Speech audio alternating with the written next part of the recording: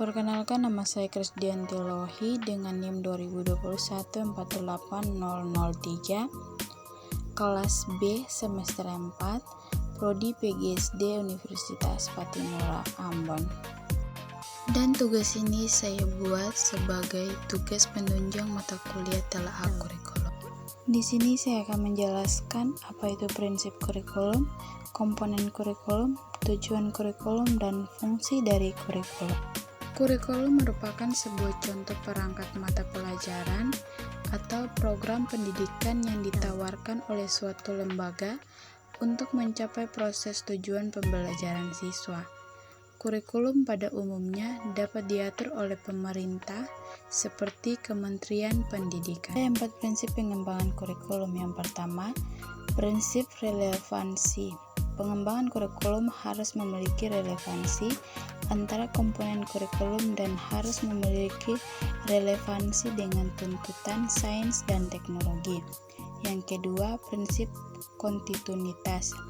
Pengembangan kurikulum harus memiliki kesinambungan baik secara vertikal maupun secara horizontal. Yang ketiga, prinsip fleksibilitas. Pengembangan kurikulum harus berupaya agar hasilnya fleksibel dalam implementasinya. Dan yang keempat, prinsip integritas. Pengembangan kurikulum harus memperhatikan perilaku dan nilai-nilai yang berlaku di masyarakat. Komponen kurikulum. Bagan tersebut menggambarkan bahwa keempat komponen kurikulum di atas adalah suatu sistem yang saling berkaitan satu sama lain.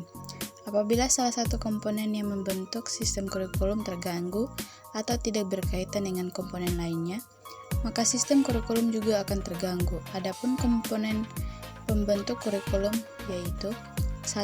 Tujuan. Tujuan apa yang harus dicapai sekolah? 2. Bahan ajar atau materi.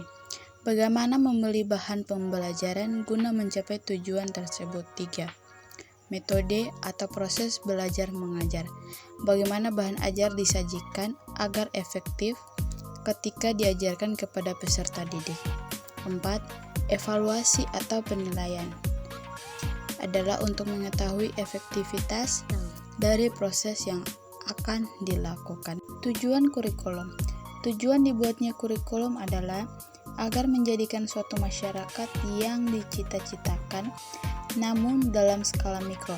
Tujuan dibuatnya di kurikulum lebih berfokus dengan visi dan misi sekolah serta tujuan-tujuan yang lebih sempit seperti tujuan setiap mata pelajaran dan tujuan proses pembelajaran.